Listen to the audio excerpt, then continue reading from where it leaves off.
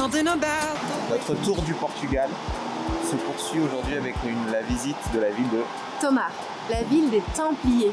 Tomar, T-O-M-A-R. Ouais. Donc on a le château qui est juste derrière nous, qu'on va aller visiter. La ville apparemment vaut le détour aussi. Une ville qui est apparemment très culturelle, qui est très empruntée par l'histoire. Encore une fois. Voilà, ça faisait pas du tout partie à la base des villes qu'on devait voir, mais on nous l'a vraiment conseillé. Donc on a suivi les recommandations des gens sur Internet. Ouais.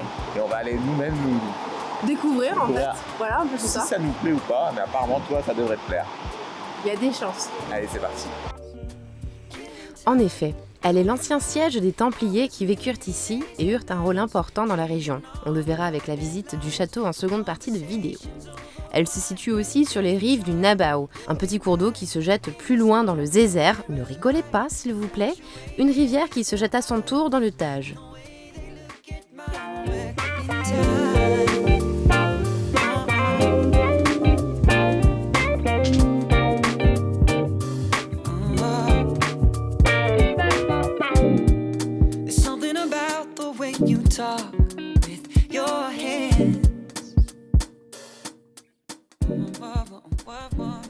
Sinon, on a croisé des petites boules de poils qu'on adore. Moment parfait pour une petite chapouille. Mot inventé en 2 secondes à l'instant même pour décrire une papouille de chat. Est-ce qu'on valide ou pas ? Et en général, c'est surtout des chiens que l'on croise dans les rues. Et comme a priori, chiens et chats ne font pas bon ménage, il se fait rare de croiser des petits chats. Alors, on en profite.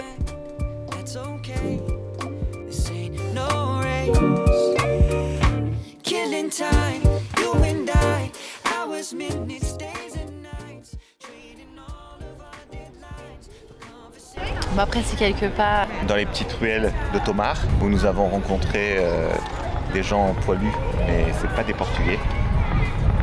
On se retrouve maintenant sur la place de l'église de Jean. De São João Baptiste. Baptiste. Où trône un énorme Templier juste derrière nous, qui est magnifique. Avec l'église qui est juste derrière, qui est encore en travaux. Mais on ressent déjà rien qu'on est là, quand on est là, la puissance de l'histoire qu'il y a pu y avoir ici.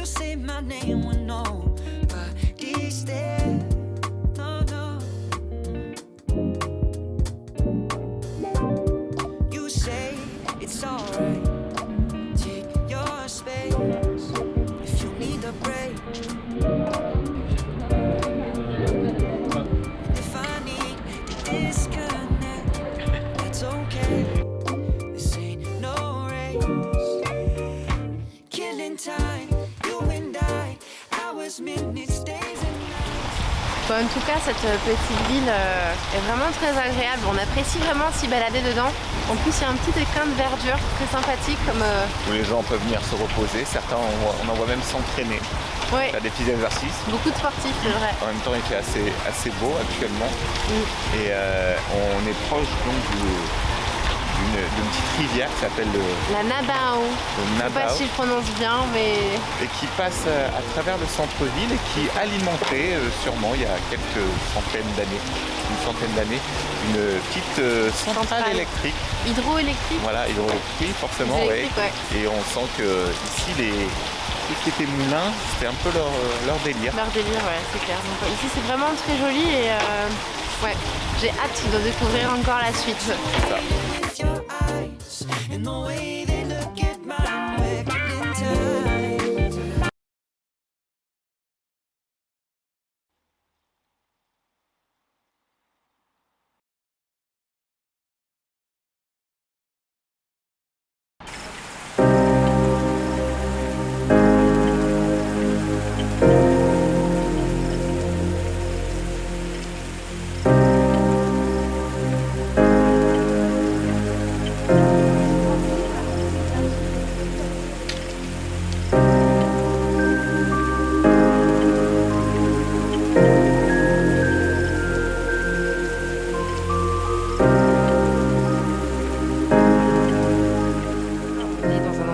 Très intéressant.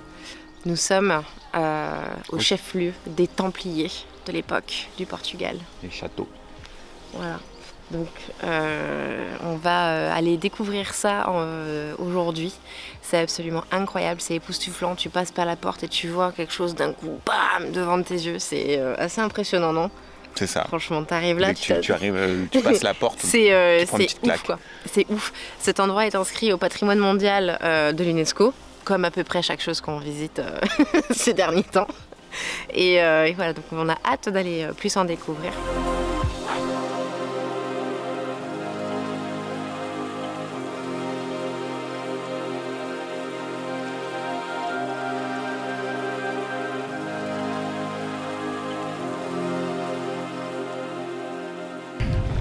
Alors toute cette zone fortifiée servait un peu de dernier rempart avant de pouvoir assiéger la capitale qui était à l'époque qui était Coimbra. Donc ils ont construit tout ça, n'est-ce pas ? Exactement, et en fait c'était pour lutter contre l'invasion des Maures à l'époque qui finalement se sont installés finalement au Portugal.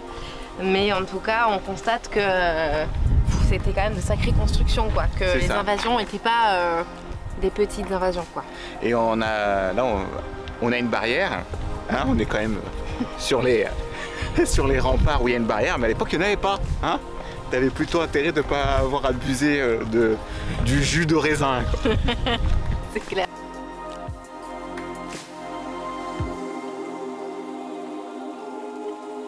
Alors ce qui est assez rigolo, c'est qu'il y a plein de petites choses, genre ce genre de petites sorties là dans le mur ou encore de puits juste derrière moi. On ne sait pas à quoi ça servait, on ne sait pas, donc on imagine que ça pouvait des fois être soit un puits, soit le dessus d'un cachot ou alors peut-être une sortie secrète, qui sait, on ne sait pas.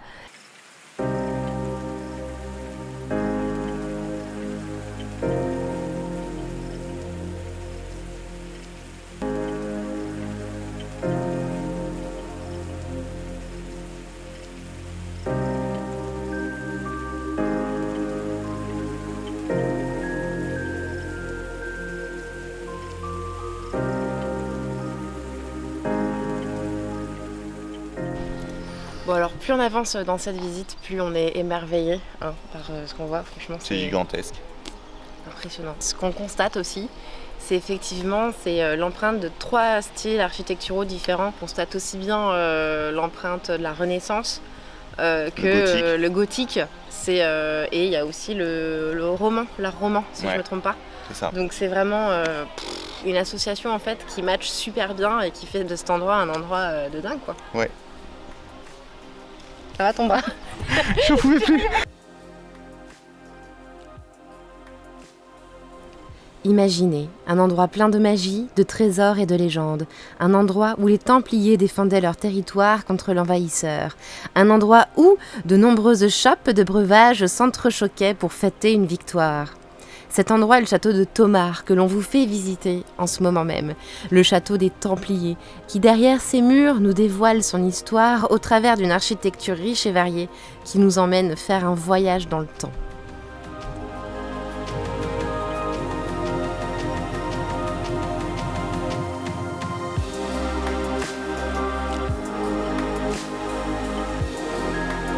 Il se trouve au centre du Portugal et fut construit par l'ordre du Temple vers 1160. On y trouve aussi le couvent du Christ, qui a été construit à l'époque où le château était le plus grand dispositif militaire. On observe aussi de magnifiques détails architecturaux. C'est d'ailleurs ce qui nous a le plus émerveillés.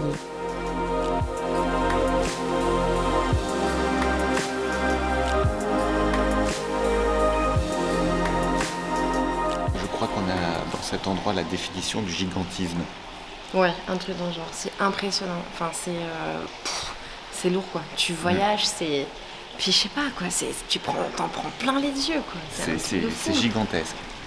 Ouais, c'est incroyable, c'est le level expert du cache-cache. Pour ceux qui veulent faire un cache-cache ici, il y en a qui vont commencer, ils n'ont jamais fini la partie. Ça doit être ça. C'est clair. Il y a tellement d'endroits, tellement de trucs. Mais c'est un truc de folie quoi en fait. T'as aussi l'impression d'être dans un jeu vidéo.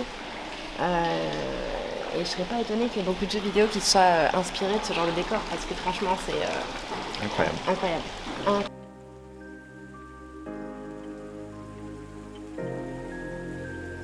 Y'a quelqu'un ? Marcher sur les traces de l'histoire est une grande chance et on s'en rend compte d'autant plus lorsque l'on découvre ces monuments d'une telle grandeur. L'œil attentif et curieux sera ravi de passer la journée dans les entrailles de cette forteresse. Un vrai labyrinthe qui dévoile à chaque recoin une nouvelle pièce encore plus grande que celle d'avant, un dortoir, une cuisine, des escaliers en spirale ou encore une place avec une fontaine, magique peut-être, un vrai château de contes et merveilles.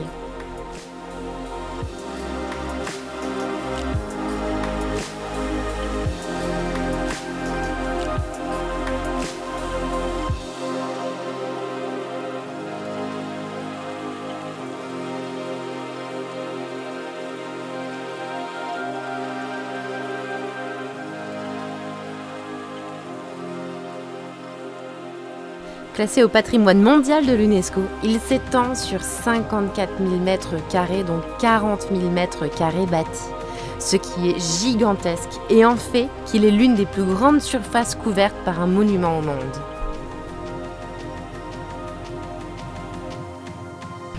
Bon voilà, ça y est, la visite de ce château des Templiers est terminée. On en a pris plein les yeux, j'espère que vous en avez pris plein les yeux vous aussi avec ce qu'on a filmé. J'espère que nous nous améliorons et que vous constaterez la qualité de certaines vidéos absolument incroyables, n'est-ce pas? Qu'est-ce que tu en as pensé toi du coup de ce château? C'est très grand. On regardera en combien d'années ils ont construit ça. Ouais, mais c'est sûr qu'ils ont dû avoir peut-être un petit peu de retard dans les travaux.